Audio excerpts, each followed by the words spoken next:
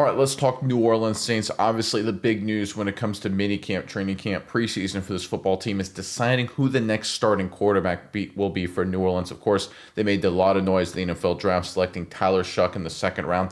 But based on recent reporting from some very good sources when it comes to the Saints, this is not a done deal. This QB battle just took a massive turn. We'll get to all this latest reporting and some very interesting data on the other side. But first, I'm Nick. That is Andrew, and this is Saturday Morning Inspection.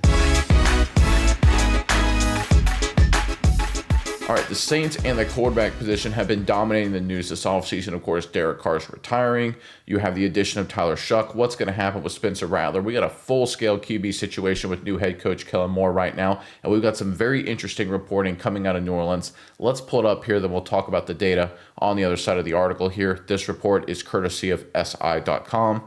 New Orleans drafted Tyler Shuck in the second round of the 2025 NFL Draft, and he has seemed like the favorite for the job. But it sounds like the job is completely up in the air, as shared by ESPN's Dan Graziano, who is a great reporter with great sources. He's not just some fly-by-night talking head guy. He has been a boots on the ground. So coming from Graziano, him and Jeremy Fowler, they're like two of the best reporters in the business. So what he says, really valid. Graziano gave an update on the battle. Is this a real QB1 competition? When the Saints drafted Tyler Shuck in the second round and then Derek Carr retired a few months later, it certainly was fair to assume that Shuck would be in line to take over as a starter, and he absolutely might be the QB1. But this is the most important part. There are people in the Saints building who like Spencer Rattler and want to give him a chance to compete with Shuck for the starting job. And so far this offseason, Rattler has shown improvement over his poor 2024 rookie performance. As of now, expect the Saints to set up training camp as a true competition between Shuck and Rattler. Could Shuck have the edge as a player the new coaching staff drafted with the 40th pick? Absolutely, but it doesn't sound like anything is already a done deal. Now, a lot of Saints fans may say, well, no kidding, right? You're going to have a big QB battle. Remember, a lot of teams, especially new era, new coaching staff come in, they have like a QB battle in name only. They draft a quarterback in the first or early in the second round, and he essentially is their ordained guy, right? There's memes and jokes about that you can find on the internet with Coach Speak and things like that. But it seems, based on Graziano's reporting, and he is a great reporter, he's got great sources, the Saints truly believe Spencer Rattler has a good chance to be their QB1 for the 2025 season. And that's not a bad assumption, because if you look at Spencer Rattler's career, certainly in college, he is a big improvement guy. The more he plays in a system, the more he plays in a team, just the more he plays in general, the better he gets. Let's go back and pull up this chart here, if you don't mind, Miles, on the screen here for everyone to see. This is going back to Spencer Rattler from 2022 to 2023, his first season with the South Carolina Gamecocks and his second season with the South Carolina Gamecocks.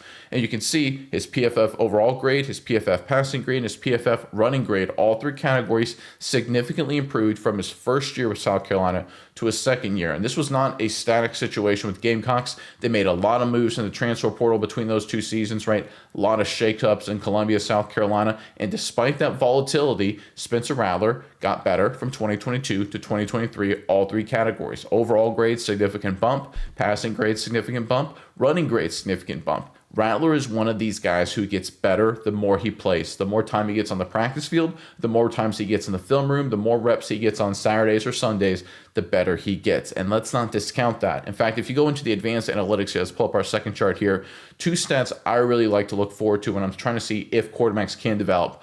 One, if the more you play, does your rate of turnovers drop? And I like turnover-worthy play percentage. That's a metric according to PFF, where they look at every play that should have been or could have been a turnover as a percentage of your overall snaps. So, for example, if you're a quarterback and you throw a terrible pass and it should have been intercepted and it's dropped, that doesn't mean it goes on your stat sheet as not an interception, but it should have been. It doesn't mean you made a great decision. PFF counts that as a turnover-worthy play.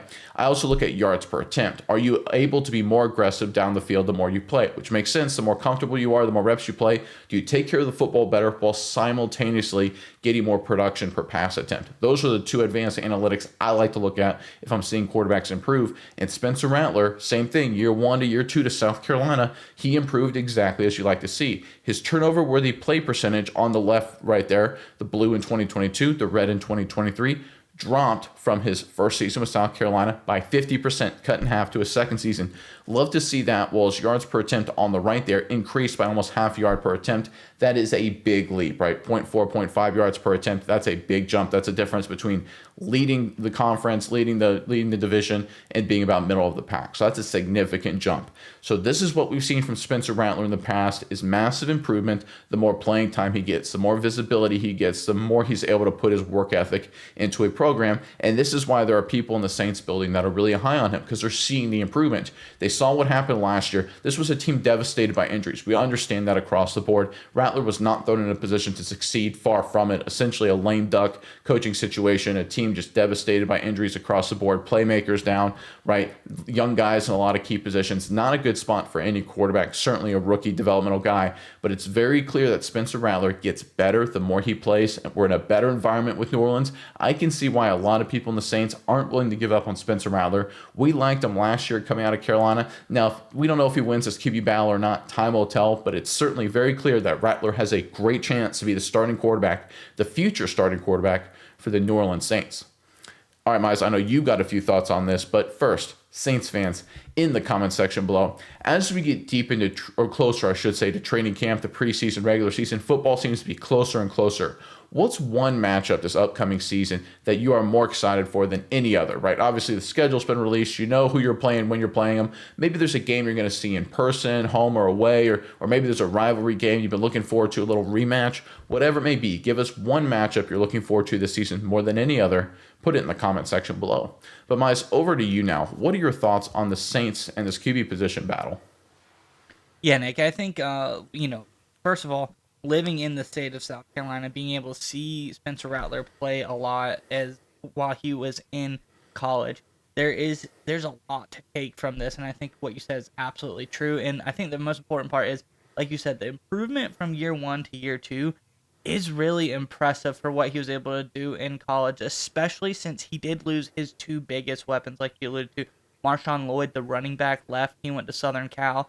And then hybrid tight end, receiver, running back, just overall weapon, Jaheim Bell, one of the best players on the team, also left and went to Florida State. So this is a guy who got gutted his two best weapons in his final year at school and was still able to improve and still able to do that. But not only that, on top of that, this is a guy who the offensive line, just everything around him wasn't really great anymore. He went from being sacked 28 times in 2022 to 39 times in 2023. He went to having 16 drop passes in 2022 to 22 drop passes in 2023. So overall, the level of talent around him was not helping him, but despite all of that, he was able to improve. And I really like that aspect, kind of the grittiness of a guy like Spencer Rattler. Like you said, I don't know if he's going to be the future of this team. I don't know if he's going to win this quarterback battle out, but I do think the fact that he is getting a chance here is utterly important, because this guy seems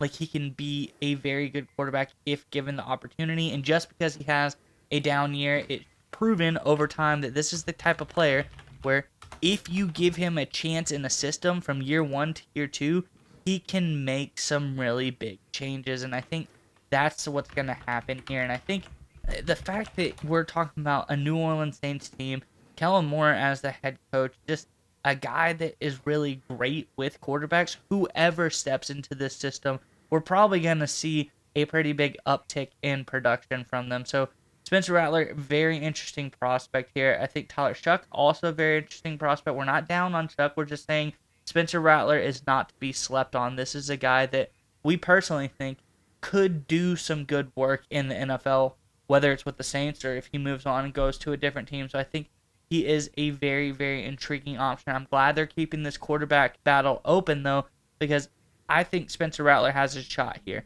If at the very least he is going to push Tyler Shuck to his absolute limits, make him a better player, but I think he has the opportunity, if things fall his way, to show that he could be the starting quarterback of this team as well. Just because of what he did in college, how he's able to develop, how he's able to go from year one to year two, despite everyone else around him getting slightly worse. This guy has got a little bit of something special in him. He's got that competitive nature. One of the top recruits in the country coming out of high school. I think it's very interesting, and I'm glad that we're going to get to see this quarterback battle play out. Yeah, what's interesting about Rattler too is he actually has a lot of similarities to two other quarterbacks that Kellen Moore has worked with in the past. We're talking about Dak Prescott.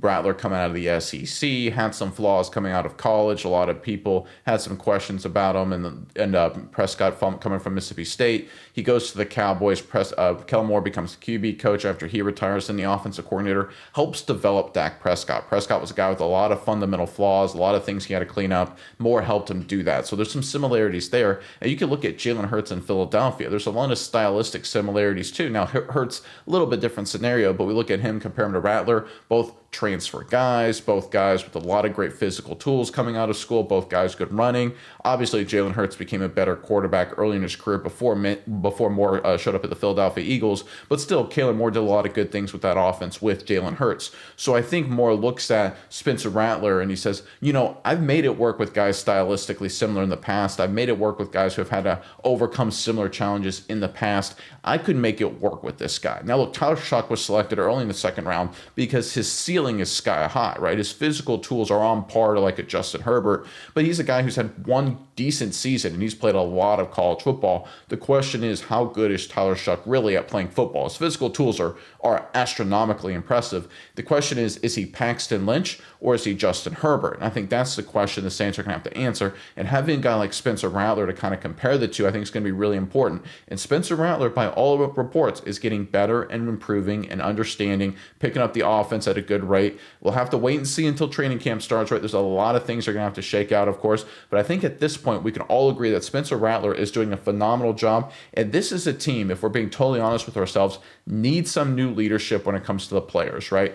I know a lot of people were very critical of Derek Carr in terms of his performance, but the most disappointing thing to me, at least watching the game and getting a feel, is that he wasn't the perfect captain that this team needed to steer the ship in the right direction. I'm not trying to pick on him from a leadership perspective. I just think his style didn't match what the Saints needed and were looking for over the past couple seasons. I think the Saints are looking for that new leader to kind of be this new generation, leading this new generation forward for New Orleans. Spencer Rattler, he's got that gritty background. He's had to come, through the transfer process, mid-round draft pick, chip on his shoulder, right? This is a new Saints team. This isn't the years of the Drew Brees, Sean Payton Saints where they're massive favorites, high-flying, must-see TV. This is a grittier, chip-on-your-shoulder kind of team that Kellen Moore is trying to revitalize and take back to the top of the NFC South. I think Spencer Rattler, stylistically, in terms of being the leader of this generation, could fit pretty well. Now, again, we'll have to see how it all shakes out. A lot of things are going to have to go down over the coming days, weeks, and months as we get close to the regular season. But I think what we're hearing out of Saints so far, out of the New Orleans Saints camp so far, is that they really like what Spencer Rattler has shown this offseason. Tyler Shuck doing some good things too. A lot of great physical tools, but it seems right now we got a real legitimate QB battle on our hand that could go either way. And Saints fans, if they go with Spencer Rattler, I wouldn't be disappointed in that because it's very clear this kid has a lot of attributes that could make him a successful quarterback.